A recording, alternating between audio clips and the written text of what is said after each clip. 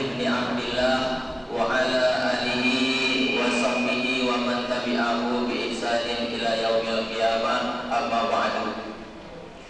Laisa minna, dan diakui sebagai umat Nabi Muhammad, malam yarham saghirana, sampai orang tua yang daan sayang dengan biang kacik, malam ya'rif sarafa kabirina, atau biang muda dan hormat kepada orang yang lebih tua, maka kata Nabi itu bukan umatku.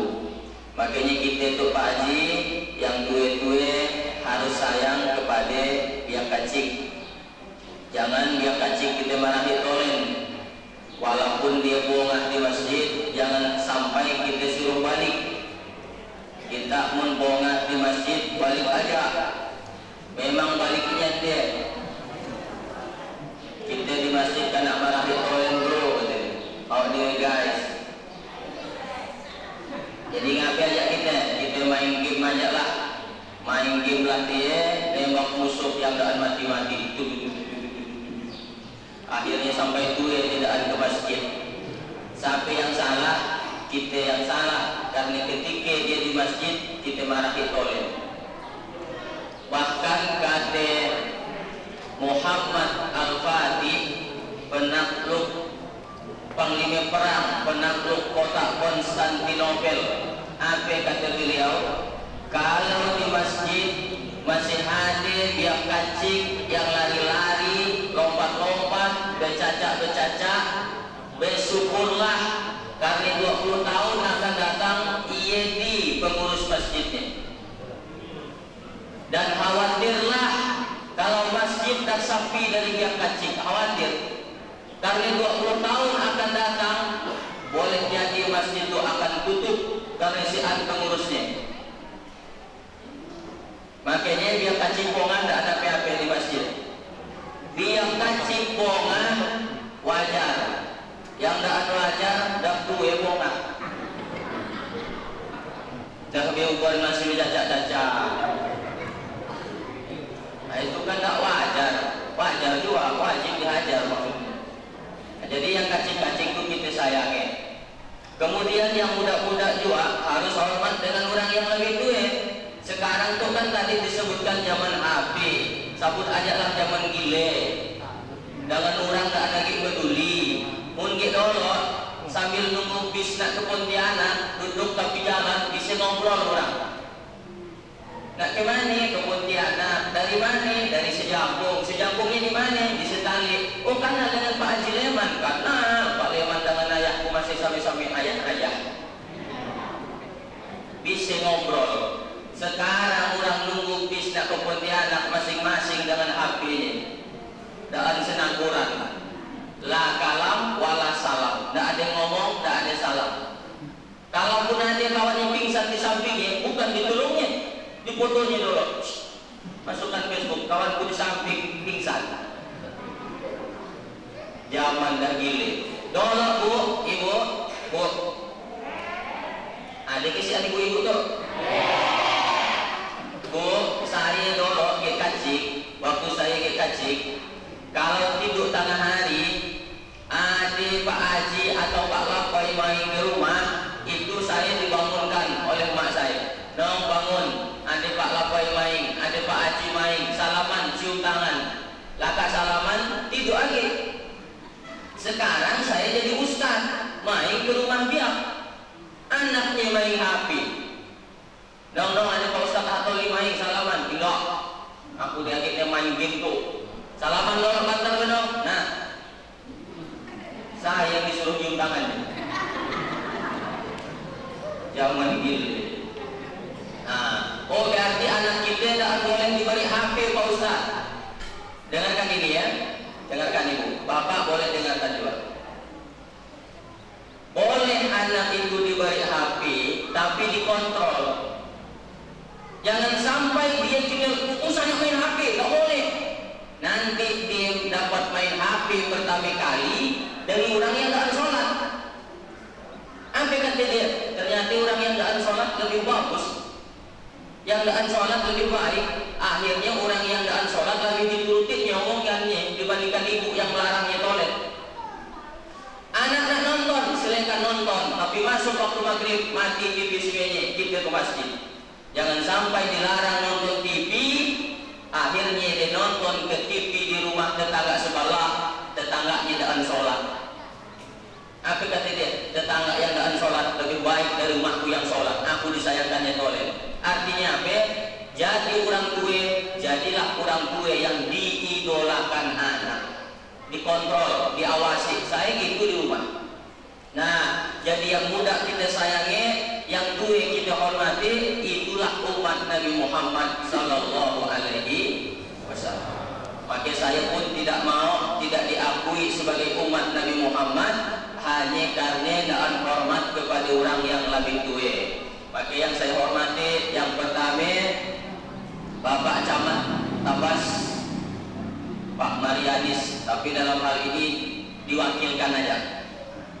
Dan apa itu udah biasa. Itu adik musim pakai wakilkan Pak. Sampai dengan dia kacik ramai di masjid ya. Ayahnya di sini. Saya tanya, ayahmu kemana? Nasihat ke masjid. Kami perwakilan aja Pak Ustaz. Semua yang udah pakai wakilkan gini. Bupati atau yang mewakili kan gini. Nah, kemudian yang saya hormati Bapak Kepala Desa, Pak Kades. Saya belum kenal dengan Pak Kades ini namanya. Nah, tapi saya dipantun juga lah untuk Pak Kades. Tadi dipantun untuk Pak Kades. Udah dipantun kan jadilah.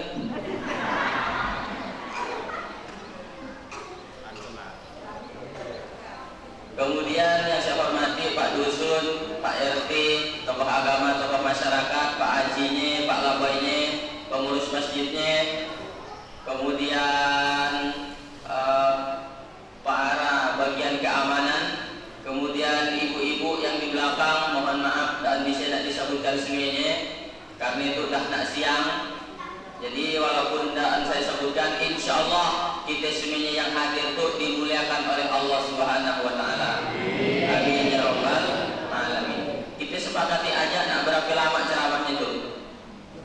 Mulai jam 10 kurang 10. Jam 10 kurang 10. Biasanya saya aja 1 jam. Biasanya. Tapi bisa aja tak nyampe 1 jam. Kalau saya lihat ada orang 2 muak, langsung saya berhenti.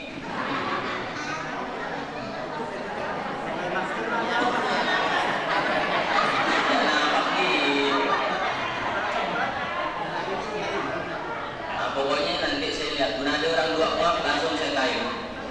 Ngapain tak tayang Pak Ustaz? Orang dah ngantuk, dah ada lagi gunanya ceramah. Percuma kita berapi-api dia di bawah dari air, keluar dari sampingnya. Jadi bagus demikian aja ini kata saya. Jadi sepakatlah kita ini jam 11 kurang 10 menit insya Allah. Kalau saya kuat saya lakukan. Karena kaki saya itu ada lumayan sakitnya. Semalam ceramah di Simpang 4 1 jam 40 menit saya berdiri. Barang ramai, masjidnya lebih besar dari masjid itu, semuanya. Nah, hari itu saya ceramah 3 tempat, di situ pagi, kala asar di pesantren Usuluddin Singkawang, malam di Sungai Jage, Bengkayang. Nah, jadi harusnya saya ceramah situ 7 menit aja, untuk hemat tenaga dia. Artinya disiapkan kursi, takut saya gagal. Mudah bawa tekal kaki, bolehlah saya duduk. Mohon maaf yang tukang bawakan kursi tadi. Seandainya itu daan saya pakai, bukan daan menghargai. Tapi ibu-ibu kan, pun saya duduk, tak nampak muka saya yang ganteng kan? Ganteng ke saya? Pun cantik bahaya. Jadi ibu-ibu dari situ saya lihat pakai masker semuanya. Jadi payah saya nak bedakannya, mana nak darah, mana nak kuat. Kalau lihat dari situ nampaknya ini uang semuanya.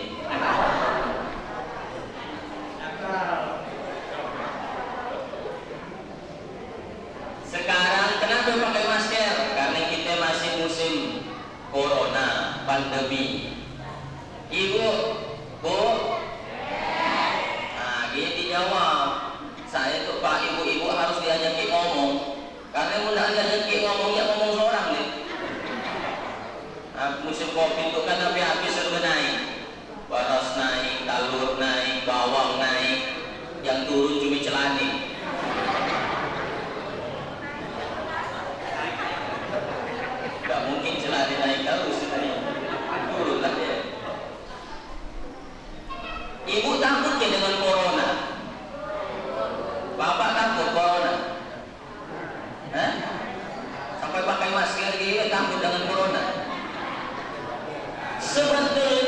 Sebetulnya bukan coronanya yang kita takutkan, matinya yo.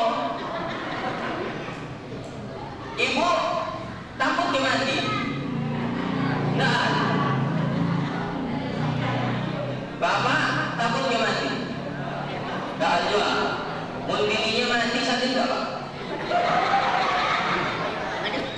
Jarang. Saya jarang melihat orang laki sadis bininya mati, jarang. Hampir dalam suara saya lihat, rate-rate ketika bininya mati dia tanam.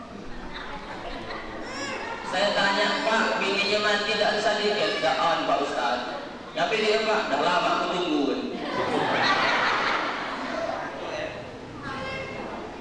Ibu, makanya ibu kalau esok rusak mati, usah nak berharap itu akan lagi usah.